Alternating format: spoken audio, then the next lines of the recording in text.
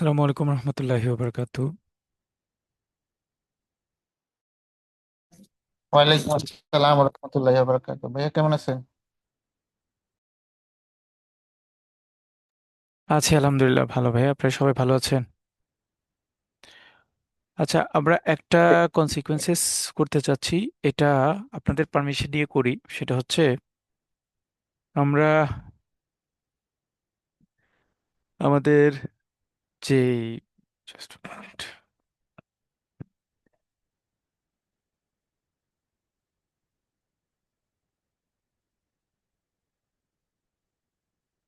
আমাদের যে পেইড গ্রুপটায় আছে, অর্থাৎ আপনারা যে পেইড গ্রুপটায় আছেন, এই গ্রুপটায় আমরা কমন মেসেজটা দিব না। আপনাদের যে জেনারেল একটা গ্রুপ আছে, আপনারা দেখবেন যে 102 এর জেনারেল গ্রুপ, যারা ওখানে অ্যাড করা নাই আমি অ্যাড করে নিচ্ছি। 102 এর এআইবিবি জেনারেল গ্রুপ একটা গ্রুপ আছে, সেই গ্রুপে আপনারা মেসেজ দিবেন যে কোনো, যে লিঙ্ক জয়েন করতে পারছি না বা অন্যান্য ইস্যুসগুলি, আপনাদের যে কোনো সাবজেক্ট নিয়ে কোনো শিট পাচ্ছেন না বা কোনো ইস্যুতে কোনো ইমার্জেন্সি সাপোর্ট দরকার, ওই ওই কোয়েশ্চেন ওই ওই গ্রুপটাতে আপনারা হচ্ছে আপনাদের ইনফরমেশনগুলি শেয়ার করবেন, বা ওই গ্রুপে আপনারা ভয়েস মেসেজ দিতে পারবেন বা টাইপ মেসেজ দিতে পারবেন। পেইড গ্রুপটা আমরা মেসেজটাকে স্টপ করে দিতে চেয়েছি, বা স্টপ করে দিব এই কারণে যে পেইড গ্রুপটা শুধু ক্লাস লিংক এবং সিনপসিসগুলি থাকবে। কারণ আপনারা এখনো শুরুর দিকে, যখন আপনাদের কিছু ক্লাস চলে যাবে, তখন দেখবেন ফ্রিকুয়েন্টলি প্রত্যেকটা সাবজেক্টের সিনপসিস গ্রুপ, মানে গ্রুপে ঢুকছে, ওই হোয়াটসঅ্যাপ গ্রুপে যাচ্ছে। তখন দেখা গেল যে যখন আপনাদের কনভারসেশন, আমাদের কনভারসেশন, তারপরে সবকিছু মিলিয়ে গ্রুপটা অনেক লম্বা হয়ে যায়। অনেকেই দেখা গেল যে সে আমাদের অনেকেই থাকেন শুধুমাত্র ক্রেডিট অপারেশন পরীক্ষা দিবেন, অথবা বিজনেস কমিউনিকেশন পরীক্ষা দিবেন, অথবা ট্রেড ফাইন্যান্স পরীক্ষা দিবেন। স্পেসিফিক একটা দুইটা সাবজেক্টের অনেক পার্টিসিপেন্টই আমাদের সাথে থাকে। তো তাদের ক্ষেত্রে এটা একটা বড় ব্যারিয়ার হয়, যে তারা দেখা গেল যে স্টার্ট করেছে, স্টার্ট করে তার শিটটা কোথায় আছে এটা তারা প্রপার ওয়েতে বুঝতে পারছে না। এইরকম একটা মানে হ্যাপহ্যাজার্ড সিচুয়েশন আগের ব্যাচগুলিতে অনেক ক্ষেত্রে হয়েছে। তো আমার কাছে মনে হয়েছে যে এটা আপনাদের, আপনারা যে কোনো মেসেজ দিতে পারবেন, বাট এটা জেনারেল গ্রুপে আপনারা মেসেজ দিবেন। সেটা আমি দেখবো, আমি জেনারেল গ্রুপে আমি আছি, বা আমার কোর্স কোঅর্ডিনেটেশনে আরো যারা আছেন তারা আছেন। বাট ফাইনাল কোর্সটা যেটা, অর্থাৎ যেটা আমরা পেইড গ্রুপ হিসেবে ট্রিট করছি, সেটাতে আপনাদের মেসেজটাকে আমি স্টপ করে দিব। তাহলে সেখানে শুধুমাত্র ক্লাস লিংক এবং রিডিং ম্যাটেরিয়ালসগুলি থাকবে। এটা আপনাদের জন্য একটু ইজিয়ার হবে, মানে সবার বুঝতে বা সবার রিডিং ম্যাটেরিয়ালসগুলি ক্যাচ আপ করতে একটু ইজিয়ার হবে।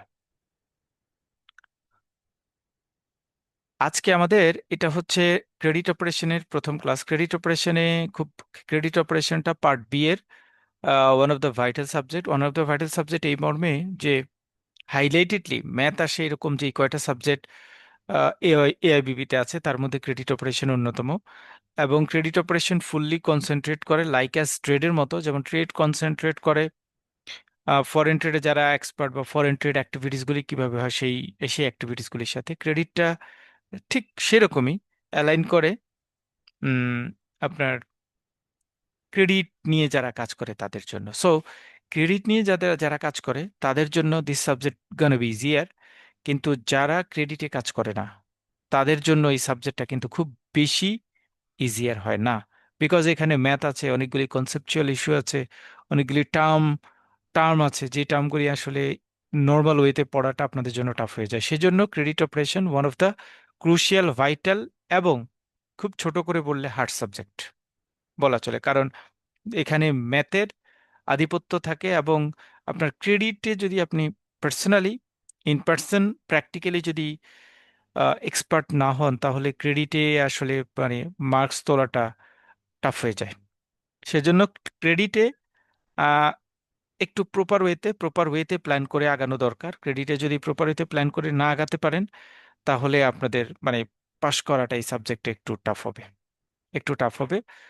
আমরা যেটা প্ল্যান করছি, বা আমরা যেটা প্ল্যান করব, সেটা হচ্ছে সেই প্ল্যানটাই আপনাদের সাথে আজকে আমরা শেয়ার করব। আমাদের ফর্মাল ক্রেডিট অপারেশন হয়তো আমরা একদম ডে ওয়ান, অর্থাৎ একদম লেসন ওয়ান থেকে আমাদের নেক্সট ক্লাস থেকে আমরা হয়তো শুরু করব। আজকে আমরা কোয়েশ্চেন এবং কোশ্চেন প্ল্যান বুক নিয়ে ডিসকাশন করব, কোথায় কি থাকে সেগুলো নিয়ে আলোচনা করব। প্রশ্নের ক্ষেত্রে যাই, যেহেতু নতুন প্যাটার্ন, নতুন প্যাটার্নে আপনাদের পার্ট এতে ব্রড কোয়েশ্চেন থাকে। এখানে আপনাদের 4টা ব্রড কোয়েশ্চেন থাকে, এবং এই 4টা ব্রড কোয়েশ্চেন থেকে আপনাদের 2টা ব্রড কোয়েশ্চেন অ্যান্সার করতে হয়। এবং এই 2টা ব্রড কোয়েশ্চেন সাধারণত সাধারণত অ্যাজ ইউজাল সোজা প্রশ্ন আসে। এখানে খুব কমপ্লিকেটেড কোনো কিছু থাকে না। ফার্দারমোর আপনার দেখেন প্রশ্নগুলো খুব ইজিয়ার।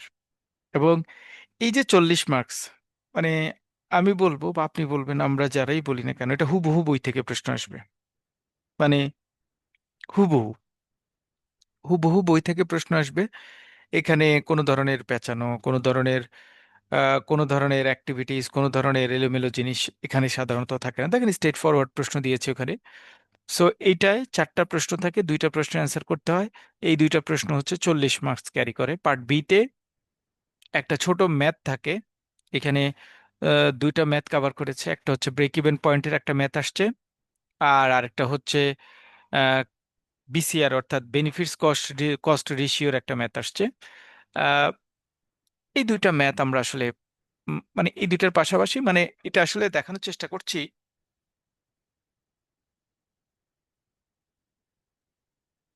ম্যাথের পার্টটা ঠিক কোন ধরনের প্রশ্ন হয়। ম্যাথের পার্টটা কোন ধরনের প্রশ্ন হয়?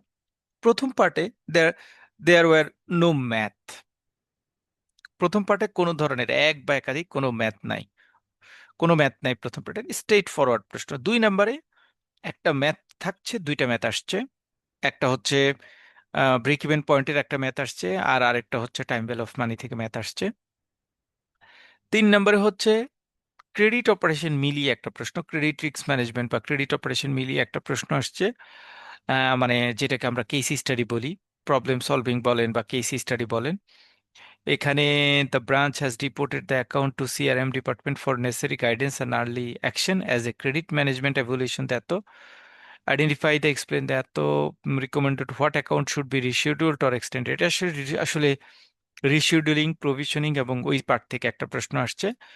দ্বিতীয়তে একটা প্রশ্ন আসছে, এটা প্রজেক্ট ফাইন্যান্সিং মিলে একটা প্রশ্ন আসছে। প্রজেক্ট ফাইন্যান্সিং এর এই প্রশ্নটা, এইটা একটু টাফ প্রশ্ন আসছে। একটু টাফ প্রশ্ন আসছে।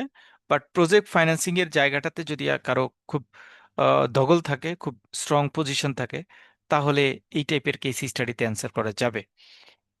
কেস স্টাডিতে তার মানে 2টা কেস স্টাডি প্রশ্ন থাকে, 2টা প্রশ্ন থেকে যে কোনো একটা কোয়েশ্চেনের অ্যান্সার করতে হবে।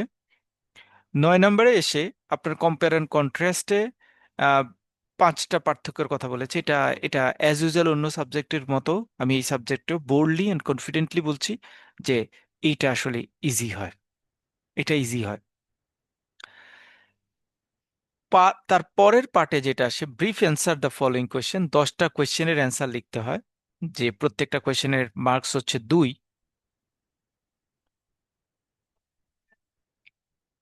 এই 2তে আসলে আমরা ছোট ছোট প্রশ্ন দেওয়া থাকে, ছোট ছোট প্রশ্নের অ্যান্সার লিখতে হবে। এবং পার্থক্যের ক্ষেত্রে যে পার্থক্যগুলি দেওয়া থাকে, এই পার্থক্যগুলি ছোট ছোট পার্থক্য দেওয়া, কিন্তু মানে 2টা, technical default, economic default, payback period, discounting payback period, coupon bond, zero coupon bond, pay pledge, hypothecation, reserve provision, lien, negative lien, letter of credit, payment guarantee, floating exchange rate, fixed exchange rate, bridge financing, syndicate financing, funded and non funded credit facilities. Easier. 10টা থেকে 5টা তো, 10টা থেকে 5টা এমনি চোখ বন্ধ করে আপনাদের কমন পড়ে যাবে। আমরা যা পড়বো, যেই জায়গা থেকে যতটুকু পড়বো সেগুলি থেকেই সাধারণত 5টা কোয়েশ্চেন আপনার এমনি কমন পড়বে। মানে আপনি যা লিখবেন বা আপনি যা পড়ে যাবেন সেখান থেকেই আপনার 5টা প্রশ্ন কমন পড়বে। তবে আগের টার্মগুলির তুলনায় ক্রেডিট অপারেশনটা আপনাদের জন্য নতুন সিলেবাসে একটু বেশি ইজিয়ার হয়েছে।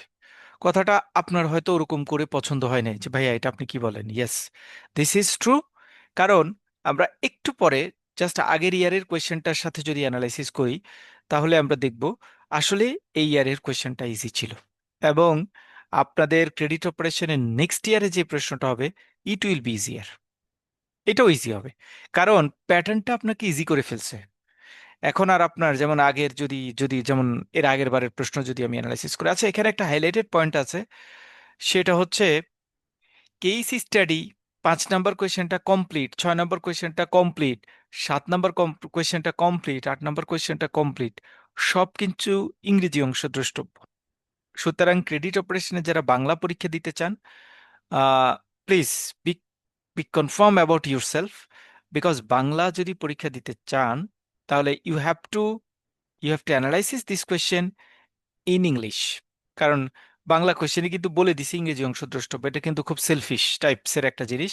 ক্রেডিট অপারেশন এটা হয়, এটা সেলফিশ হলেও মানে এটা আসলে হিসাব হিসাব অনুযায়ী যারা বাংলা পরীক্ষা দিচ্ছে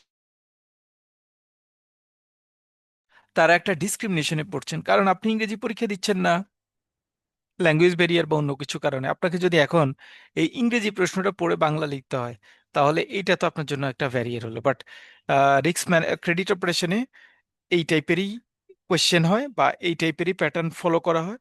সুতরাং এই টাইপেই কিন্তু আপনাকে প্রিপারেশন নিতে হবে। যারা বাংলা পরীক্ষা দিতে চান credit operation please disregard Bangla exam, কারণ বাংলা এক্সাম লিখতে গেলে কিন্তু আপনি কোয়েশ্চেন কনভার্ট করে বাংলা লেখা, ইংরেজি অংশটা বুঝে আসা, এটা কিন্তু একটা ফ্লো ব্রিচিং সিস্টেম। ফ্লো ব্রিচিং সিস্টেম মানে আপনি একটা প্ল্যান করে যাবেন। আপনি তো সাধারণত বাংলা পড়েছেন, বাংলা লিখছেন, বাংলার প্র্যাকটিসে থাকছেন। যখন আপনি কেস স্টাডি বা অন্যান্য কোয়েশ্চেন ইংরেজি পড়ে এসে বাংলা লিখতে যাবেন, you have need more time.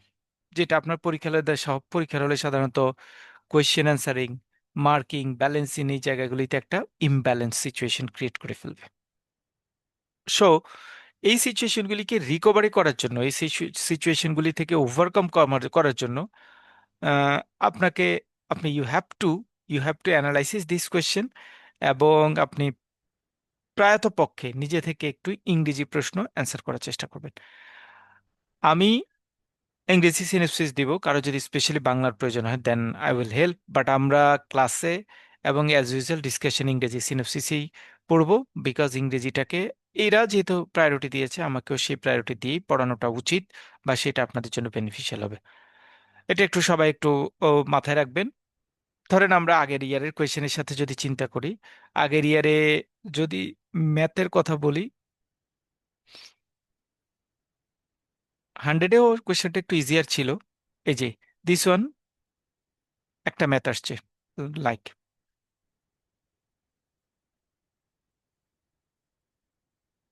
Last ইয়ারে লাস্ট ইয়ারে আমরা প্রজেক্ট ফাইন্যান্স মিলিয়ে একটা ম্যাথ আসছে লাস্ট ইয়ারে একটা ম্যাথ আসছে, এবং আপনি যেই পার্টটা পারবেন যেই পার্টটা পারবেন না সেই পার্টের সাথে মিলিয়ে রেগুলার বেসিসের কোয়েশ্চেন আসছে। তার আগের বারের যদি প্রশ্নটাকে আমরা অ্যানালাইসিস করি, তার আগের বার তার আগের বারের প্রশ্ন আসছে, দুইটা প্রশ্ন থাকার কথা। এই যে দিস ওয়ান, একটা প্রশ্ন, একটা ম্যাথ প্রশ্ন আসছে, একটা ম্যাথ আসছে, আর এনপিবি মিলিয়ে একটা প্রশ্ন আসছে। মানে অ্যাজ ইউজুয়াল একটা ম্যাথই থাকছে। মানে 98-তেও একটা ম্যাথ আসছে, তার আগের যাই 98-তে আসছে this one is one math, 5-এ এটা বড় ম্যাথ, আরেকটা ম্যাথ আসছে, দুইটা ম্যাথ আসছে গত বছর। দুইটা ম্যাথ মানে দুইটা কোয়েশ্চেনকে অকুপাই করে। আর এখানে শর্ট কোয়েশ্চেনের কোনো অ্যানালাইসিস নাই, বাট শর্ট কোয়েশ্চেন কোনো জিনিসকে এখানে অ্যাড করা হয়নি। আর এখানে এমসিকিউর কোনো মানে সিঙ্গেল অ্যান্সার দেওয়ার মতো কোনো সুযোগ এখানে রাখা হয়নি। এবং এক একটা ম্যাথ 15 মার্কস মানে হচ্ছে আমার জন্য রিস্কি কোন কোন অ্যাঙ্গেলে, in terms of marks calculations and other things. এটা আমাদের জন্য এই 15 মার্কস অ্যান্সার করাটা একটু টাফ, কারণ যদি কোনোভাবে আপনার প্রশ্ন কমন না পড়ে 15 মার্কস যাবে। যদি কোনো কারণে কোনো কোয়েশ্চেনের অ্যান্সার দিতে গিয়ে আপনার মিস হয়, ভুল হয়, 15 মার্কস নেগেটিভ হবে।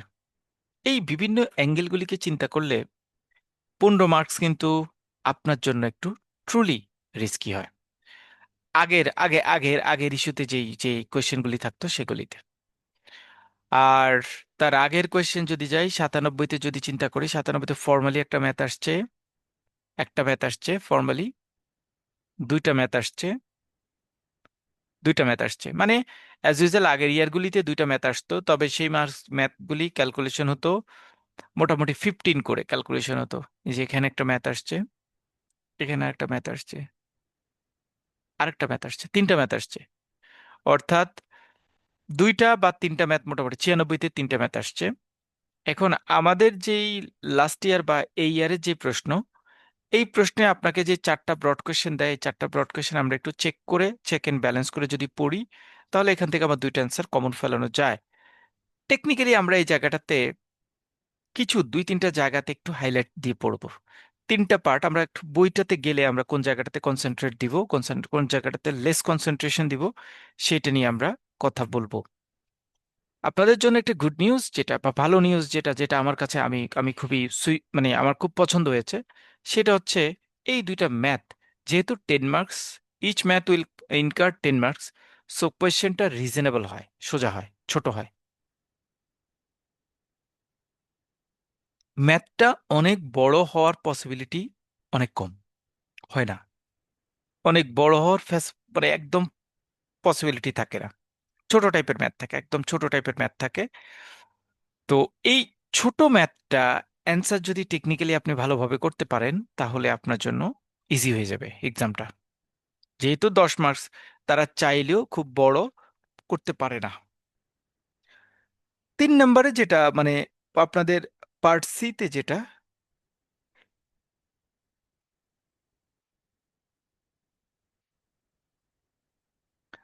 পার্ট সিতে যেটা কেস স্টাডি, যেটা কেস স্টাডি থাকে, এটা একটু হ্যাভ টু বি অ্যানালাইসিস। আপনাকে এই কেস স্টাডির জায়গাটাতে অ্যানালাইসিস করতে হবে, এবং এই কেস স্টাডির জায়গাটাতে একটু বুঝতে হবে, একটু চিন্তা করতে হবে, একটু মানে মানে আপনি ক্রেডিট একটু না পারলে আসলে এই কেস স্টাডিটা লেখা যাবে না। মূলত এই কেস স্টাডিটার জন্যই আপনাদের একটু লং টার্ম প্র্যাকটিস করতে হবে। লং টার্ম প্র্যাকটিস মানে হচ্ছে কোয়েশ্চেন বেজ অ্যান্সার পড়তে হবে, কোয়েশ্চেন বেজ অ্যান্সারে যেতে হবে। এটা ঠিক ওরকম না।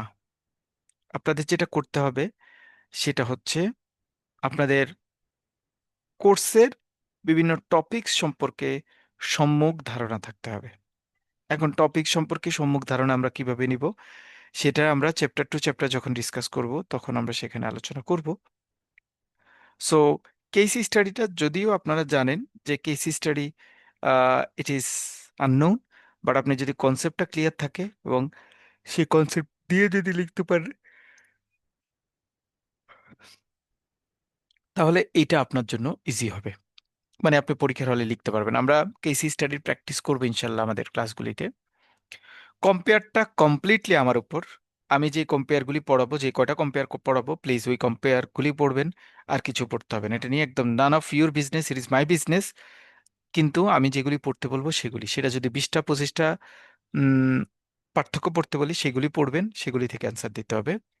But keep in mind that প্রত্যেকটা শর্ট নোটে বা প্রত্যেকটা পার্থক্যের মার্কস হচ্ছে 2, সুতরাং পার্থক্য দুইটার বেশি আপনার যাবে না। মানে 3টা 4টা বা এই টাইপের পার্থক্য অ্যাড করার দরকার নেই। দুইটা করে পার্থক্য অ্যাড করবেন, অর্থাৎ দুইটা করে লিখবেন। 10 marks, it is also my soldering part. এটাতেও আমি আপনাদেরকে যেটা পড়িয়ে দিব, যেটা বলবো, যেটা যেভাবে পড়তে বলবো, you have to read in that way. অন্য কোনো ওয়ে বা অন্য কোনো জায়গা থেকে এটা চিন্তা করার দরকার নাই। এটা আমরা যেটা পড়াবো বা আমরা যেটা বলবো সেই জায়গাগুলি থেকে অ্যানালাইসিস করব।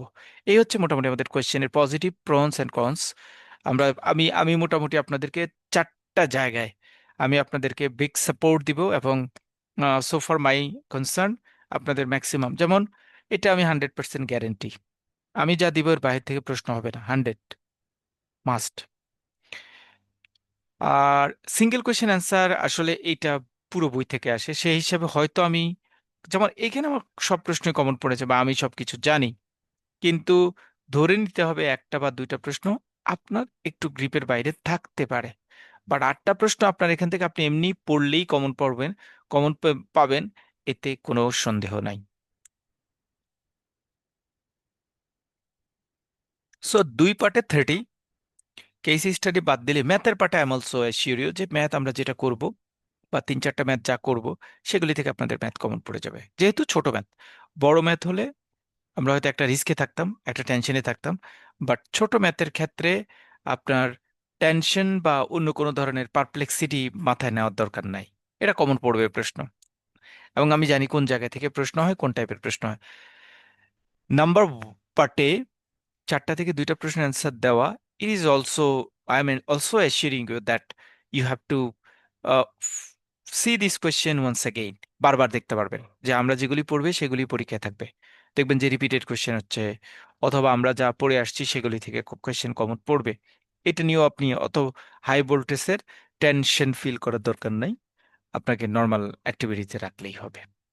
কেস স্টাডিটা আপনার সম্মুখ জ্ঞান থাকবে, সম্মুখ জ্ঞান থাকলে পরে কেস স্টাডিটা আপনি ভালো করতে পারবেন, বা আপনি কেস স্টাডি সম্পর্কিত লিখতে পারবেন। এখন কথা হচ্ছে যে ভাইয়া কেস স্টাডিটা আমি কি লিখবো, অথবা কিভাবে আমরা ডিসকাশন করব, সেটা নিয়ে আমরা এবার বইটা নিয়ে আলোচনা করব। অর্থাৎ টোটাল সিলেবাসে আপনাদের আসলে কি কি থাকছে সেটা আমরা বইয়ের আলোকে একটু ধারণা নিব। মানে আপনাকে আমরা আসলে এখনকার সেশন, যেটা পরের সেশন বা পরের পার্ট, সেই পার্টে সিলেবাসের সাথে বইতে আসলে আপনার কি পড়তে হবে সেই পড়ার জায়গাটাতে আইডিয়া জেনারেট করব।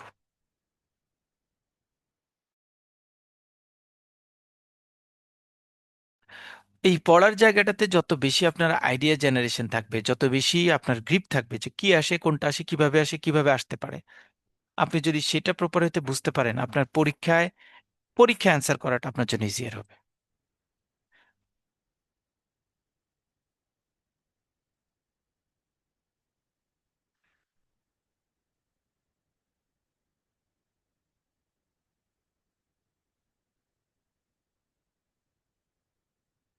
দিস ইজ ইউর টেক্সট বুক।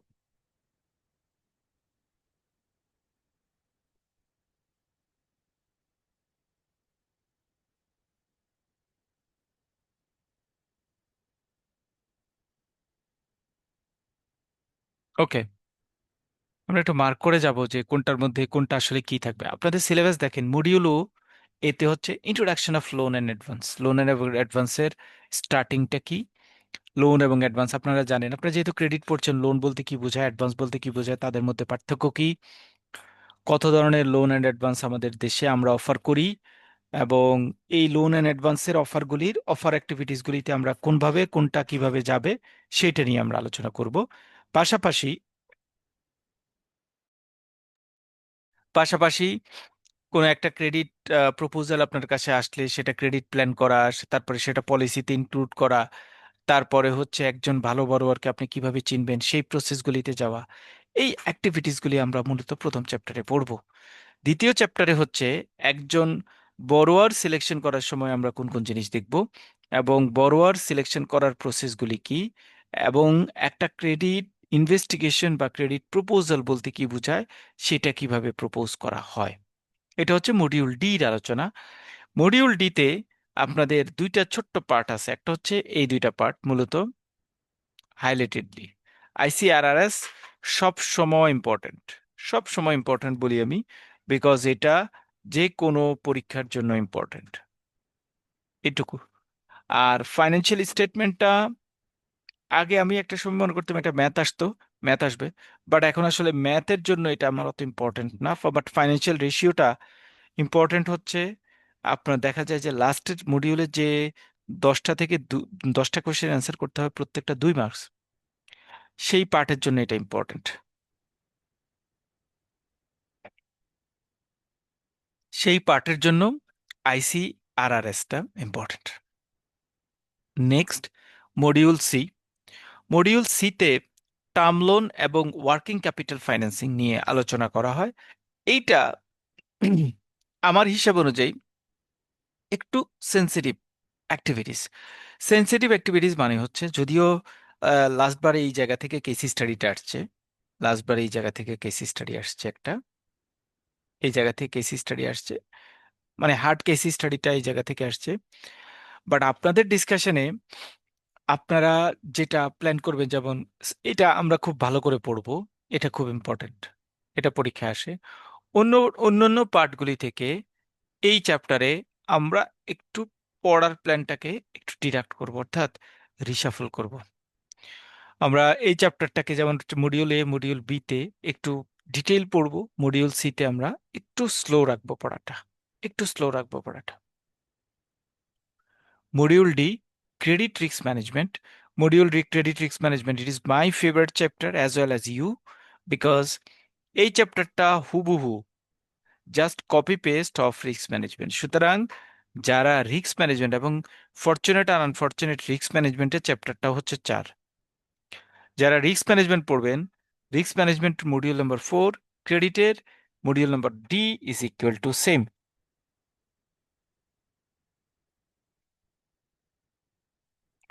কারণ indicators of high credit risk, indicator of poor credit risk, এটা আপনাদের যে সিনপসিসটা আমি দিব, সেটা আমি রিস্ক ম্যানেজমেন্টের পার্ট থেকে যেই কোয়েশ্চেন সাজিয়েছি সেটাই দিব। মানে বুঝতে পারছেন যে চ্যাপ্টারটা কি পরিমাণ ইকুয়াল, অথবা কি পরিমাণ হারমোনি আছে চ্যাপ্টারটার মধ্যে, মানে রিস্ক ম্যানেজমেন্টের সাথে। মানে এই একটা চ্যাপ্টার যেটা রিস্ক ম্যানেজমেন্টে পড়লে অলমোস্ট ক্রেডিট ম্যানেজমেন্টে এটা পড়া হয়ে যাবে। মডিউল ইতে credit documentation and administration, very very important. এবং এই একটা চ্যাপ্টার থেকে কমপক্ষে 30 মার্কস কোয়েশ্চেন কমন পড়ে এই একটা চ্যাপ্টার থেকে, মডিউল ই থেকে। কারণ মডিউল এতে মডিউল এতে আমাদের ডকুমেন্টেশনের ইস্যুস আছে, সিকিউরিটিজের ইস্যুস আছে, চার্জ ডকুমেন্টের ইস্যুস আছে, তারপরে হচ্ছে চার্জ ডকুমেন্ট বা মূল যেই ক্রেডিটের পার্ট আছে, অর্থাৎ ডকুমেন্টেশনের পার্ট, সিকিউরিটির পার্টগুলি, যেগুলি যেগুলি মেজর অংশ, মেজর পার্ট, সেই মেজর পার্টগুলি হচ্ছে মডিউল ই কভার করে। এবং আমাদের অনেকের মধ্যে একটা সুপ্ত সুপ্ত কনসেপ্ট থাকে, সুপ্ত চাওয়া থাকে যে উম, আমি ক্রেডিটে খুব এক্সপার্ট হতে চাই।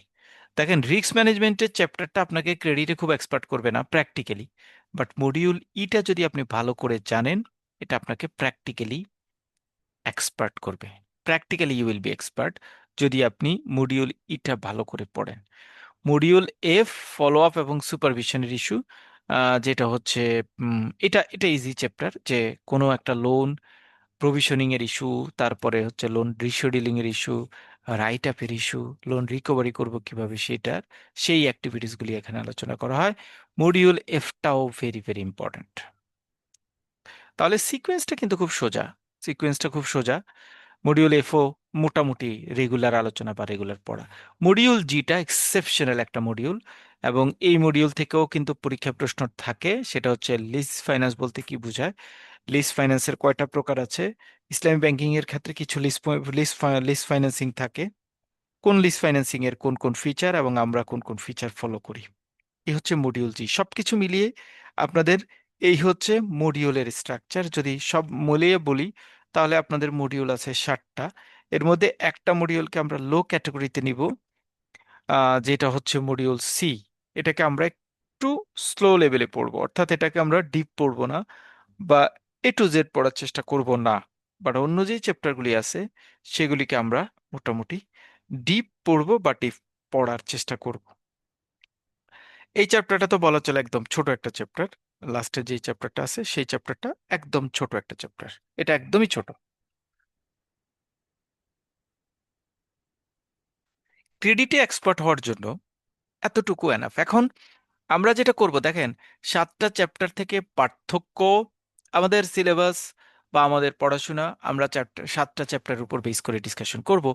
এটা যেমন ট্রু, আরেকটা ট্রু আছে, সেটা হচ্ছে যে আমাদের আসলে এই 7টা মডিউলকে কাভার করাটা, আমাদের মানে কাভার করতে গেলে আমরা টেকনিক্যালি কোন জায়গায় পড়বো। এখানে দুইটা টার্মস আছে। ক্রেডিট, যেহেতু ক্রেডিট আমাদেরকে একটা রিস্কি সিচুয়েশনে ফেলে যায়, কারণ ক্রেডিট হচ্ছে এমন একটা সাবজেক্ট, যেই সাবজেক্টটা you you have demand to read more things from credit.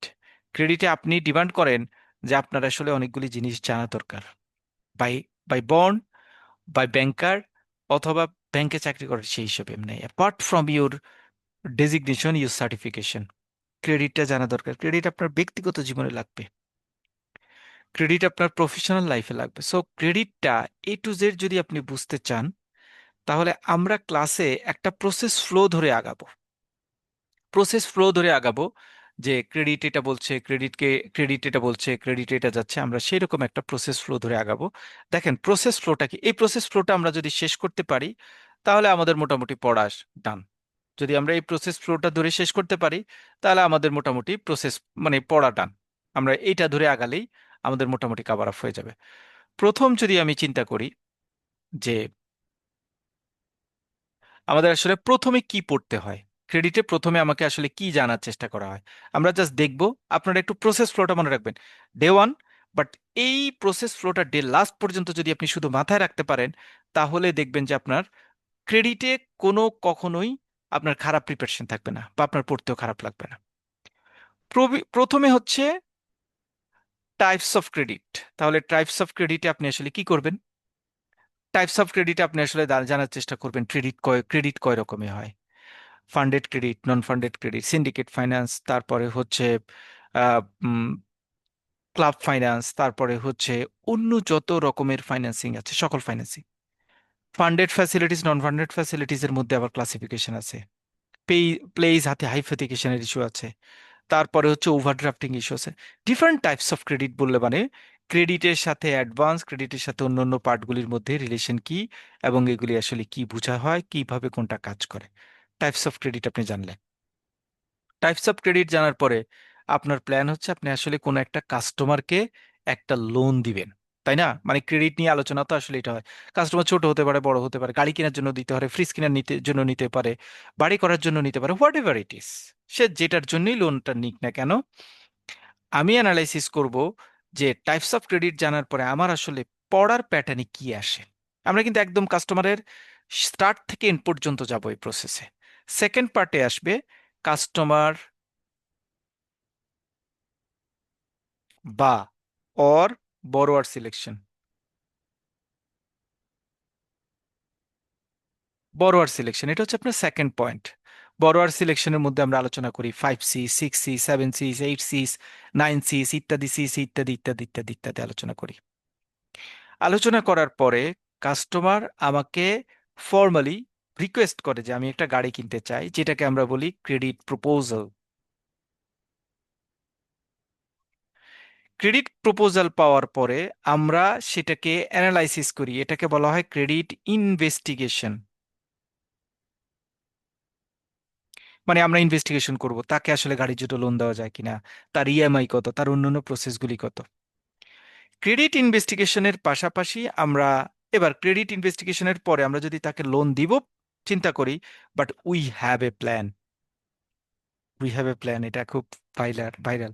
আমাদের একটা প্ল্যান হবে। কার plan? As a institute, as a institution আমার একটা প্ল্যান থাকবে। What should that plan? আমরা দেখবো শেষের দিকে পড়বো সিঙ্গেল বড়োয়ার এক্সপোজার, এত বড় কাস্টমারকে আমরা লোন ফ্যাসিলিটিস দিতে পারবো কিনা, যেই ব্রাঞ্চ থেকে কাস্টমার অনবোর্ডেড হচ্ছে সেই ব্রাঞ্চে এই টাইপের বিজনেসের জন্য ইলিজিবল কিনা, বা এই টাইপের অ্যাক্টিভিটিতে সে ইলিজিবল কিনা, এইটা আমি প্ল্যান করব। এই ক্রেডিট ইনভেস্টিগেশন বড়োয়ার সিলেকশনের ইস্যুতে যখন যাব, আমি প্ল্যান করব কিনা যে আমি তাকে আসলে লোন দিব। আমার প্রতিষ্ঠানিক, আমার আর্থিক অবস্থা, কাস্টমারের বিহেভিয়ার সকল কিছু মিলিয়ে ইয়েস, আই হ্যাভ প্ল্যান যে আমি আসলে তাকে লোন দিতে চাচ্ছি। ইয়েস, দেন এইবার হচ্ছে আমি ক্রেডিট অ্যানালাইসিস বলা হয় এটাকে, আমি অ্যানালাইসিস করব। এই অ্যানালাইসিসের মধ্যে অনেকগুলি পার্ট আসে। এই অ্যানালাইসিসের মধ্যে পার্ট আসে, আমরা প্রথমে দেখব আইসি আর আর এস, অর্থাৎ এই কাস্টমারের এই কাস্টমারের ফাইন্যান্সিয়াল অব্লিগেশনসগুলি কোথায় কি অবস্থা আছে। আমরা অ্যানালাইসিস করব রেশিও, কাস্টমারের বিভিন্ন ধরনের রেশিও অ্যানালাইসিস করব। আমরা এটার ভিতরেই ক্রেডিট অ্যানালাইসিসের মধ্যে আমরা অ্যানালাইসিস করব বাংলাদেশ ব্যাংক থেকে কাস্টমারের একটা সিআইবি পাওয়া যায়। সিআইবি অ্যানালাইসিস করব যে কাস্টমার কি অবস্থা। আপনার ইলেকশনের আগে দেখেছেন অনেক সিআইবির কারণে অনেক কাস্টমার, অনেক লোক আছে যারা ইলেকশনে নমিনেশন নিতে পারেনি। আমরা সিআইবি অ্যানালাইসিস করব, আমরা রেশিও অ্যানালাইসিস করব, আমরা আইসিআরআর থেকে রিপোর্ট দেখে অ্যানালাইসিস করব।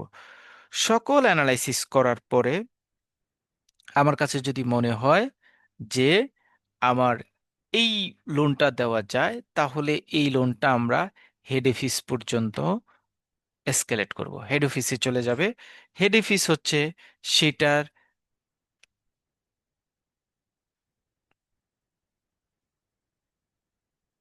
আপনারা শুনতে পাচ্ছেন মনে হয়, না শুনতে পাচ্ছেন?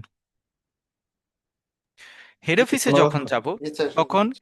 ক্যাড এবং সিআরএম, ক্যাড অ্যান্ড সিআরএম, দুইটা ডিভিশন আছে, ক্যাড অ্যান্ড সিআরএম। এদের মাধ্যমে আমরা, ওরা আবার আমাদের কাছে কিছু প্রসেস হবে, আমি সকল কিছু রেডি করে তাদের কাছে দিব, তারা হচ্ছে সেটা ফার্দার অ্যানালাইসিস করবেন। অ্যানালাইসিস করার পরে তারা ক্রেডিট ডিসবার্সমেন্ট বলে। ক্রেডিট ডিসবার্সমেন্ট বল মানে হেড অফিস থেকে লোনটা পাস হয়ে তারা হচ্ছে লিমিটটা সেট করে দিবে, ডিসবার্সমেন্ট বলে। ক্রেডিট ডিসবার্সমেন্ট হয়ে আবার আমার ব্রাঞ্চে আসলো, ব্রাঞ্চে আসার পর আমি কাস্টমারকে এবার ক্রেডিট ফ্যাসিলিটিসটা দিয়ে দিব, মানে এবার টাকা দিয়ে দিব। টাকা দেওয়ার পর পরে আমার এবার মনিটরিং এর ইস্যুতে চলে যাব। ইন দ্য মিন টাইম, এই যে ক্রেডিট ডিসবার্সমেন্ট যখন দেওয়ার ইস্যুতে যাবে, ক্যাডে যখন দিব, তার আগে ক্যাড আমার কাছ থেকে অনেকগুলি ঝামেলা পাকাবে যে ওকে যে এত লিমিট দিতে চাচ্ছে কি নিচ্ছেন, যেটাকে আমরা ফর্মাল ভাষায় বলবো security and mortgage.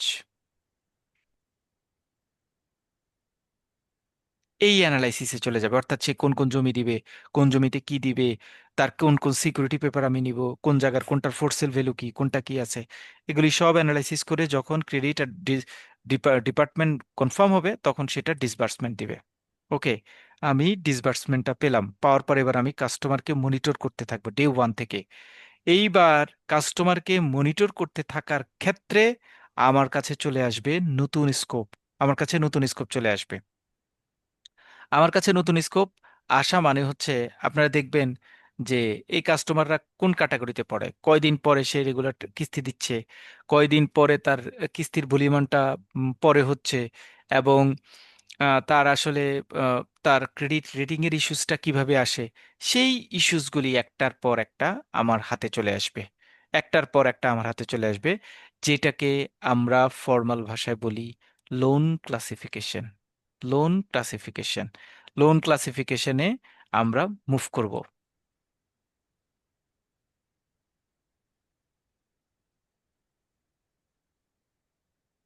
Loan classification, loan classification, সে আসলে কোন ক্লাসে পড়ে, কোন ক্লাসে পড়ে, সে আসলে গুড লোনে আছে না ব্যাড লোনে আছে বা কি অবস্থা, সেটা খুব ইম্পর্টেন্ট। লোন ক্লাসিফিকেশনে আমরা যাব, লোন ক্লাসিফিকেশনে আমরা যাব।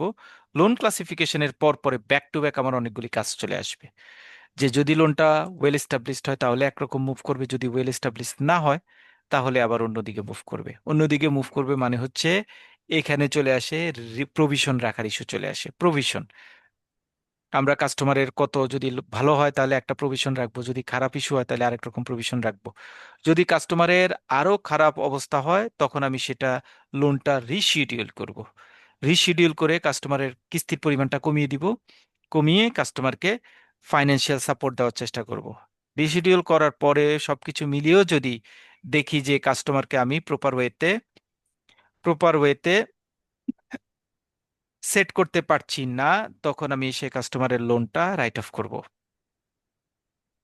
রাইট অফ করব, রাইট অফ করার পরে বা রাইট অফ করার স্টেপে যদি আমি তারপরে দেখি যে না, তারপরেও কোনো কিছু পসিবল হচ্ছে না, তখন আমি কাস্টমারকে হার্ড অ্যাকশনে যাব। দুইটা অপশনে যেতে পারি। রাইট অফ করলাম, রাইট অফ করার পরে এটাকে বলা হয় মোরাল সাসেশন। মোরাল সাসেশন, মোরাল সাসেশনে আমি কি করব, কাস্টমারকে বোঝানোর চেষ্টা করব যে ভাই আপনি একটু টাকাটা দিয়ে দেন, আপনার প্রেস্টিজের ইস্যু হবে, আমরা প্রতিদিন আপনার বাড়িতে আসছি, এটা দেখতে খারাপ দেখায়, প্লিজ আপনি একটু লোনটা দিয়ে দেন।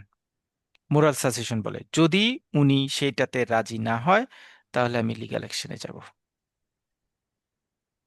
লিগ্যাল অ্যাকশনে যাব, লিগ্যাল অ্যাকশনে যাওয়া মানে কোর্ট, কোর্টের পরে মানলেন কোর্ট, কোন কোর্ট কোনটা কিভাবে রিসলভ হবে, সলিউশন হবে, এইটা সলিউশন হবে। এই সলিউশন হওয়ার পরে, যদি সলিউশনের পর তার মর্গেজ বা অন্যান্য জিনিস বিক্রি বা তার লিগ্যাল অ্যাকশনের মাধ্যমে আমরা কেসটা সলভ করব। এখন বিভিন্ন স্টেপে কেস সলভ হয়ে যেতে পারে।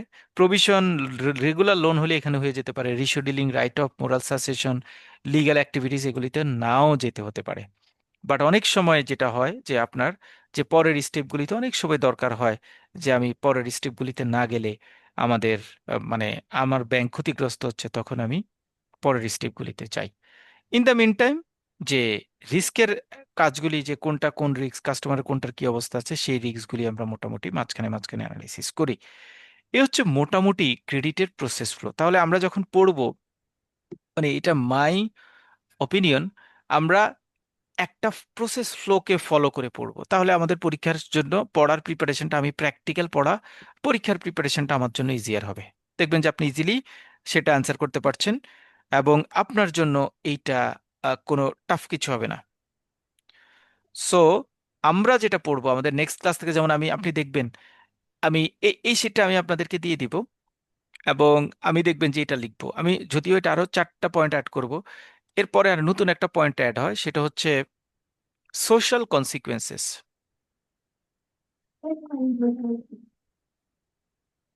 সোশ্যাল কনসিকুয়েন্সেস মানে হচ্ছে পত্রিকা খুললে আমরা যেটা দেখি যে ভাই অনেক বেশি লোন চলে গেছে, আমার তো খারাপ অবস্থা, ব্যাংক দেশের খারাপ অবস্থা, জিডিপির এত% ব্যাড অ্যান্ড লস, ব্যাংকগুলির এই যে আমাদের যে ইন্ডাস্ট্রি যেটা আছে সেই ইন্ডাস্ট্রির সিচুয়েশনগুলি আমরা নিয়ে আলোচনা করবো। অর্থাৎ ইকোনমিতে how this types of loan directly আর ইনডিরেক্টলি ইফেক্ট ইন ইকোনমিক্স, এটা আমরা সোশ্যাল কনসিকুয়েন্সেসে ডিসকাস করব।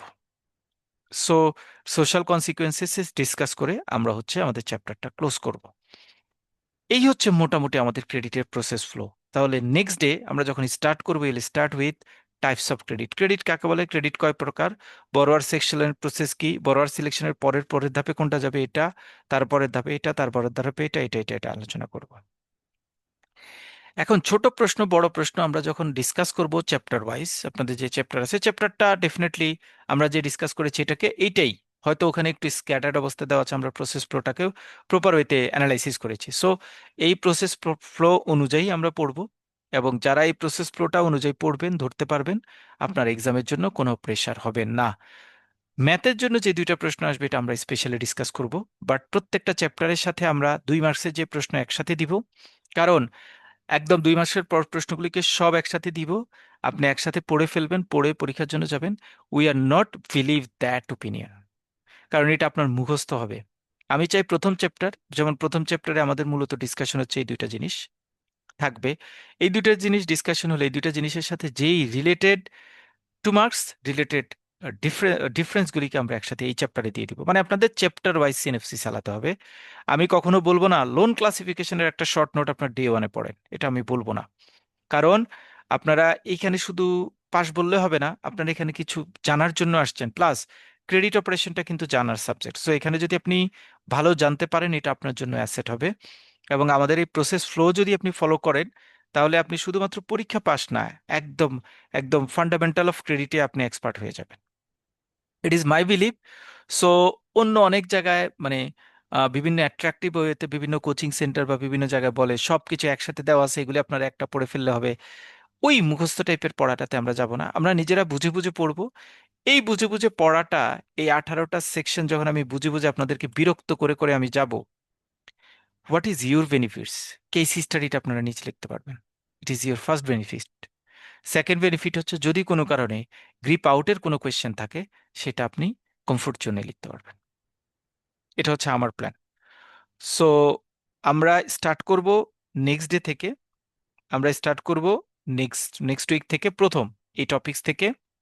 আর আপনারা মানে টাইমলি জয়েন করবেন, কেউ দেরি করা বা ইরেগুলার ক্লাসে থাকবেন না। ক্রেডিট একটা সিকোয়েন্সের সাবজেক্ট, কোনো একটা সিকোয়েন্স মিস করলে আপনি কিন্তু পরের সিকোয়েন্স ধরতে পারবেন না, কারণ আমরা যখন গল্পটা সাজিয়েছি শুরু থেকে শেষ পর্যন্ত কিন্তু একটা প্রপার সিকোয়েন্সিয়াল গল্প শেষ হয়েছে। আপনি ধরেন credit proposal, credit plan, credit ইনভেস্টিগেশনটা না পড়ে পরেরটা পড়লে কিন্তু আপনি এখানে একটা গ্যাপ থেকে যাবে। যদি বলি খুব ইম্পর্টেন্ট টপিকস কি, এটাকে যদি আমরা হাইলাইট করতে চাই তাহলে ডেফিনেটলি এটা ইম্পর্টেন্ট টপিকস। এটা ইম্পর্টেন্ট টপিকস পরীক্ষা আসার জন্য, বা পরীক্ষা এগুলি আসে, এটা important topics. Specially this one is very very important. Scrutiny আর মর্গেজ ইম্পর্টেন্ট, মানে এটা পরীক্ষায় আসে, এগুলি থেকে পরীক্ষা আসে। And this one, security and mortgage important, credit disbursement are less important, but security and mortgage টা important, loan classification টা important, provision টা important, rescheduling important, right of set of important, legal issue টা important, social consequences টা important. That's all about our credit plan. কারো যদি কোনো কিছু বলার থাকে ক্রেডিট অপারেশনস নিয়ে, any questions or anything?